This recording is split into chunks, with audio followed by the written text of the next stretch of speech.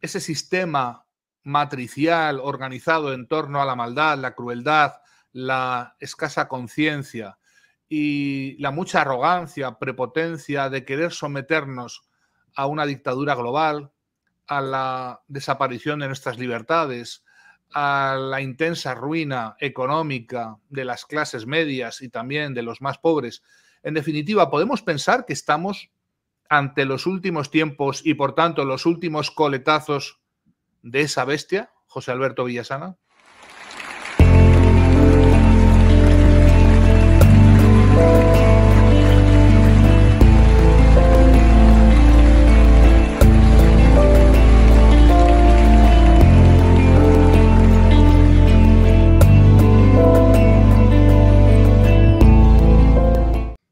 Pues sí, efectivamente, como tú lo dices, Iñaki, estamos viviendo ese momento tan especial de la historia, y qué bueno que comenzaste aclarando para empezar a quitar confusiones, que cuando hablamos de los últimos tiempos no estamos hablando del fin del mundo. Explica eso, por favor. ¿Qué diferencia hay entre los últimos tiempos y lo que sería el final completo del mundo y de la existencia humana sobre este planeta? Sí, bueno, el término de últimos tiempos tiene un origen cristiano. Digamos, quien lo menciona por primera vez es San Pablo, y se refiere al hecho de que después de que los judíos no aceptan, digamos, a Jesús como el Mesías, porque según su concepción no podía él ser el Mesías, porque él esperaban a un personaje que iba a gobernar el mundo desde Jerusalén universalmente, con una soberanía, una regalía total, universal. Pues obviamente alguien que viene naciendo en un pesebre, que es hijo de un carpintero, que su entrada triunfal a Jerusalén es montada sobre un asno, pues no podía ser obviamente el Mesías que ellos estaban esperando, y le dan muerte.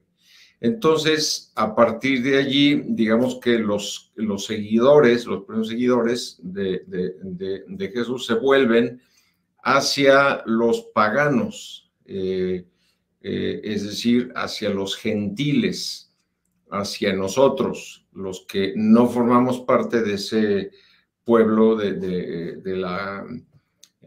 Israel, ¿no? Ese pueblo que estaba esperando a ese Mesías. Y entonces comienzan este periodo así llamado de las naciones o de los gentiles. Entonces, pero este periodo, que llevamos ya casi 2000 años, pues está llegando ya a su fin.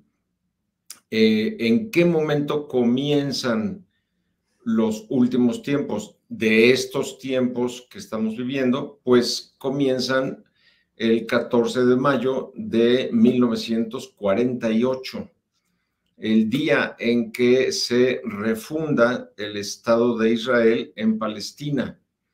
Ese hecho histórico fue predicho, vamos, por casi 60 profecías del Antiguo Testamento. Se cumplen, y los profetas que hablan de ese renacer de Israel en la antigua tierra de Canaán, estos profetas les llaman los últimos días o los últimos tiempos. Entonces, de ahí viene este concepto, es decir, es un concepto bíblico. Estamos viviendo los últimos tiempos, sin duda alguna, a partir del 14 de mayo de 1948.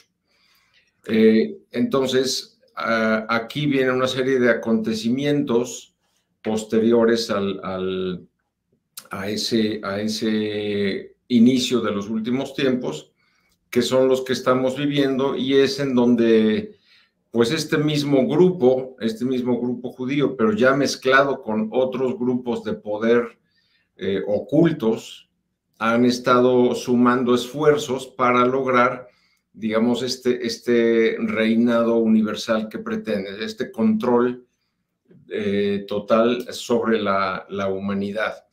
Claro que este sueño, bueno, antes de Cristo ya lo había tenido Alejandro Magno, 3 siglos antes de Cristo, pues siendo rey de Macedonia, conquistando Grecia, Egipto, Babilonia, Persia, Media, en fin, el más grande, digamos que emperador que ha logrado, pero su sueño era ese, el de conquistar todo el mundo. Lo tuvo en su momento Napoleón, lo tuvo en su momento Hitler, pero sobre todo lo tienen y lo han tenido los comunistas, es decir, el comunismo, que es el que ha logrado, digamos, hasta hoy día la mayor penetración en nuestro mundo, en nuestra sociedad, bajo diversas formas, ¿no? Inicialmente fue a través de un sometimiento violento, pues matando a más de 130 millones de personas, cuando las purgas, no solo las purgas stalinianas, sino todo lo que hicieron en China, en Cuba, en otros países en donde el comunismo se ha implantado, y hoy día a través del marxismo cultural, que es, digamos, una creación nueva, una versión nueva de ese marxismo, que es el marxismo cultural moderno, cuyo padre es Antonio Gramsci. Antonio Gramsci dice, no hace falta desperdiciar más balas, no hace falta más violencia, lo que tenemos que hacer es deconstruir el lenguaje de tal manera que deconstruyéndolo quitemos de la mente los principios y los valores del mundo occidental primero, pero de toda la humanidad, y una vez que hayamos logrado deconstruir el lenguaje, cambiaremos la mente y entonces habremos dominado sin perder ninguna bala. Ese marxismo cultural moderno se expresa en diversas vertientes. Una es el ecologismo, el ecologismo radical. Otra ha sido la teología de la liberación. Otra ha sido la ideología de género. Todas ellas comenzando, bueno, por el hecho de que el marxismo mismo tiene esa raíz original en ese grupo judío que trata precisamente de imponer, de lograr este mesianismo mundial. De hecho, este grupo nace no como se piensa en 1767, sino nace en la corte del rey Herodes el 14 de junio del año 43, en donde al ver que con la muerte de Jesús, en vez de que se extinga este fenómeno, se empiezan a multiplicar todavía más sus seguidores. Entonces, preocupados de esto, un grupo de nueve cabezas del Sanedrín se reúnen con el rey Herodes y le proponen crear una sociedad secreta, que en aquella época se llamaba la Hermandad, y con el fin específico de perseguir al cristianismo, que estaba ya por todos lados desarrollándose. Estas 9 cabezas, cada uno toma un pergamino y deciden que van a ir heredando a su primogénito o al más inteligente de sus hijos, es el seguir esta tarea de persecución del cristianismo, y van a ir anotando en ese pergamino los nombres de quiénes son los que generación tras generación tienen esta tarea. Lo que sucede es que en ese año de 1767 se encuentran 2 de los descendientes de estos 9, y entre ellos estos 2 dicen, bueno, más bien vamos a darle una nueva forma a esta hermandad, hagámosla más visible, con principios de igualdad, fraternidad, legalidad, y démosle una cara externa y entonces, digamos, llamémosle la masonería, ¿no? Tomado el nombre de los antiguos Muratori. Entonces ahí es, digamos, donde ya esta sociedad que viene desde el primer siglo, en la que nace en la corte del rey Herodes, adquiere ya una cara externa. Después es importante lo que estoy diciendo porque no podemos entender lo que está sucediendo si no conocemos los grupos de poder que hay detrás. Hay otra vertiente y que son los famosos Illuminati, que son 13 dinastías que vienen de la más remota antigüedad, es decir, una de las dinastías viene de los egipcios, otra viene de los druidas, otro viene de la tribu de Dan judía, otro viene de los celtas, pero son dinastías muy, muy antiguas, que en el siglo XVIII, en ese año precisamente donde la misma masonería toma una cara externa, digamos, patrocinamiento de Rothschild, de la familia Rothschild, le encarga a un profesor de Derecho Canónico de la Universidad Jesuita de Ingolstadt, le pide unir a estas 13 dinastías que son históricas, ¿no? Y unirlas bajo una misma constitución tomada de la constitución jesuítica, y este grupo de poder se dedica, digamos, a infiltrar las instituciones que existían, entre ellas la misma masonería, entre ellas la iglesia, entre ellas la banca internacional, es decir, se infiltran todos los organismos mundialistas y tienen el control, digamos, de todo. Pero bajo ese esquema de lograr un gobierno mundial centralizado y ateo. Entonces, este grupo que es de 13 dinastías son las 13 familias que fundan la Reserva Federal.